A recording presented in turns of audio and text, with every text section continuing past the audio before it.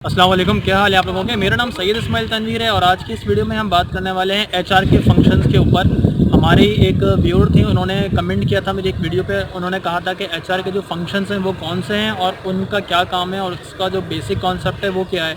तो मैंने सोचा मैं इसके ऊपर वीडियो बना देता हूँ ताकि जिन लोगों को एचआर के फंक्शंस के बारे में नहीं पता उनको एचआर के जो मेजर फंक्शन हैं वो पता चल जाए और उनके बारे में मैं थोड़ा थोड़ा डिस्कस करूँगा ताकि आपको पता चले कि कौन सा फंक्शन क्या काम करता है।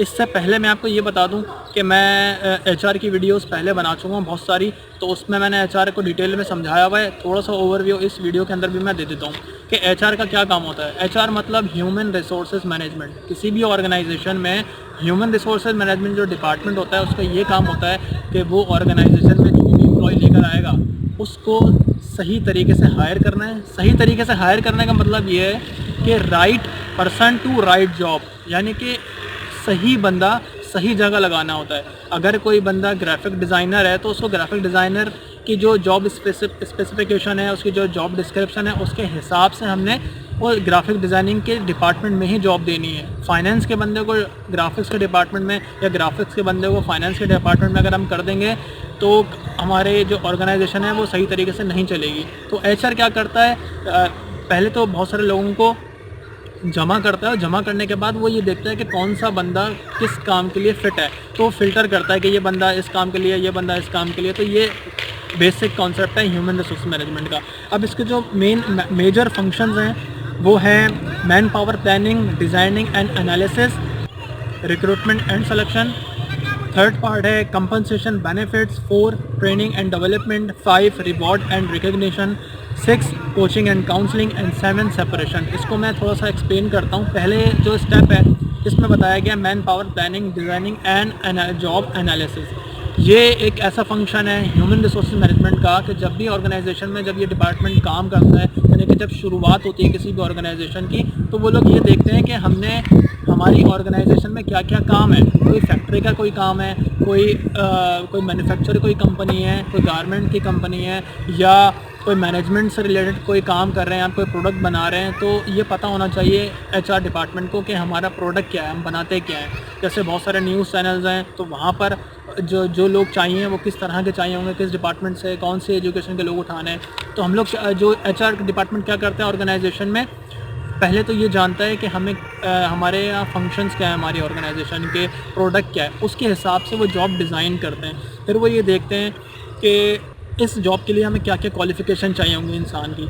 जैसे कि अब मैंने ग्राफिक डिज़ाइनिंग की आपको मिसाल दी। अब ग्राफिक डिज़ाइनिंग में हमें एजुकेशन तो चाहिए, साथ साथ उसकी एज रिस्ट्रिक्शंस भी होती हैं कि भाई इस एज से लेके इस एज तक का बंदा हमें चाहिए होगा, उसकी ये क्वालिफ़िकेशन होनी चाहिए, ये उसने डिप्लोमा किया हुआ, ये सारी चीज़ें उसके अंदर होनी चाहिए। तो ये जो पहला स्टेप है मैन पावर प्लानिंग का, इसमें हम जॉब को डिज़ाइन करते हैं, जॉब का एनालिसिस करते हैं और उसके बाद फिर हम जॉब डिस्क्रिप्शन और जॉब स्पेसिफिकेशन बना के रखते हैं। इस स्टेप में हम लोग ये करते हैं। सेकंड स्टेज में क्या होता है, रिक्रूटमेंट एंड सिलेक्शन। इसमें क्या होता है कि रिक्रूटमेंट में क्या मतलब होता है कि जब ऑर्गेनाइजेशन में एचआर डिपार्टमेंट आता है तो वो सबसे पहले एडवर्टीज़मेंट करता है, अखबार में ख़बर देता है कि हमारी ऑर्गेनाइजेशन में ये वैकेंसीज आई हुई हैं, अगर कोई बंदा लगता है आपको कोई सूटेबल है इस जॉब के लिए तो हमें अप्लाई करें इस जॉब के लिए। उसका प्रोसीजर बनाते हैं, एक ऐड बनाते हैं। साथ में इसके ये भी लिखा हुआ है कि रिक्रूटमेंट एंड सिलेक्शन। सिलेक्शन का मतलब ये होता है कि जब हमारे पास एडवर्टीज़मेंट के बाद जब हमारे पास सीवीज़ आती हैं बहुत सारी, तो हम उसमें से सेलेक्ट करते हैं वो लोग जो हमारी ऑर्गेनाइजेशन से मैच करते हैं। होता ये है कि जब हम ऐड देखते हैं किसी भी चीज़ का तो हम लोग अप्लाई कर देते हैं। इररेलेवेंट सीवीज़ भी आती हैं एचआर डिपार्टमेंट के पास। तो सिलेक्शन का मतलब ये है कि हम लोग रेलेवेंट सीवीज़ को जो है उसको शॉर्टलिस्ट करते हैं, उसके बाद उनको कॉल करके इंटरव्यू शेड्यूल करते हैं, उसके बाद फिर हम लोग उसका हायरिंग का प्रोसेस स्टार्ट करते हैं। थर्ड में क्या है, कंपनसेशन एंड बेनिफिट। इसमें इस फंक्शन में क्या करता है एचआर, जब वो ये देख लेता है कि हाँ भाई हमने शॉर्ट लिस्ट कर लिए, एम्प्लॉय को हमने जो है वो बुला लिया है, हायर कर लिया, अब हम उनको कंपनसेट करते हैं, यानी कि ये देखते हैं कि इस एम्प्लॉय की कितनी तनख्वाह होनी चाहिए, कितने पैसे होने चाहिए। बिला वजह तो कोई भी बंदा आके आपके ऑर्गेनाइजेशन में काम नहीं करेगा ना, जाहिर सी बात है। वो आया है आपकी ऑर्गेनाइजेशन में तो उसको कुछ बेनिफिट्स तो चाहिए, उसको कुछ पैसे तो चाहिए, उसको सैलरी या वेजेस तो आपने देनी है, उसको बेनिफिट्स देने हैं। बेनिफिट्स में क्या आता है, आपका मोबाइल अलाउंस आता है, आपका फ्यूल आता है, इसके अलावा और बहुत सारे बेनिफिट्स होते हैं, बोनसेस होते हैं। तो इस फंक्शन में एचआर ये करता है। फोर्थ में क्या होता है, ट्रेनिंग एंड डेवलपमेंट। जब बंदा आ जाता है हम उससे कंपनसेशन की भी बात कर लेते हैं और उसके बोनस की भी बात कर लेते हैं। उसके बाद जब वो काम करता है उसकी परफॉर्मेंस अप्रेजल्स निकलती हैं, उसकी परफॉर्मेंस मैनेजमेंट होती है, ये देखा जाता है कि ये बंदे ने अच्छा काम किया है या नहीं किया।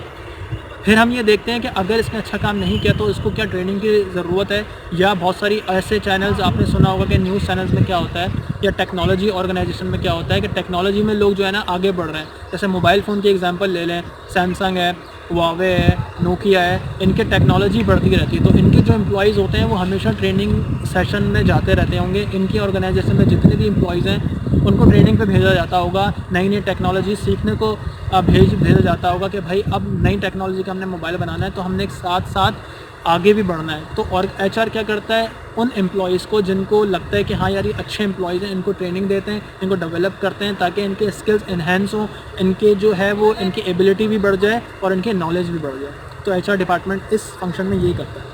पाँचवा है रिवॉर्ड एंड रिकग्निशन। जब हम उनको ट्रेनिंग दे देते हैं, इतनी ज़्यादा हम उनकी केयर करते हैं, उनको सिखाते हैं, जब वो अच्छा परफॉर्म करते हैं तो हम उनको इनाम भी देते हैं, उनको रिकग्नाइज़ भी करते हैं।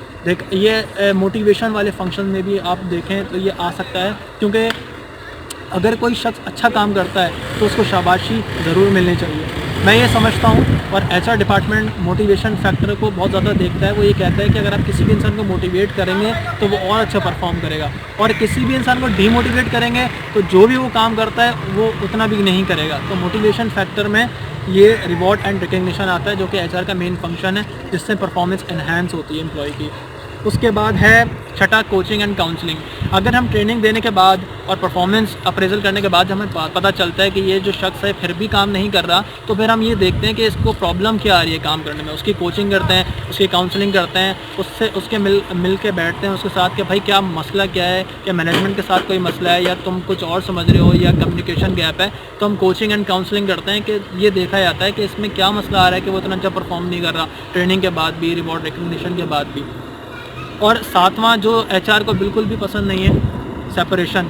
वैसे इसको टर्मिनेशन या फायरिंग भी कहते हैं लोग, कि ये आखिरी स्टेज होता है जब एचआर को पता चलता है कि ये शख्स बिल्कुल भी ऑर्गेनाइजेशन के लिए ठीक नहीं है, तो हम उसको टर्मिनेट कर देते हैं, फायर कर देते हैं, या उसको सेपरेट कर देते हैं, अपनी ऑर्गेनाइजेशन से अलग कर देते हैं। तो ये एचआर के मेन फंक्शन है। तो मैंने इसके ऊपर और डिटेल में बात कर सकता था, मैंने इसलिए नहीं की है क्योंकि ये बहुत लेंदी एक सब्जेक्ट है।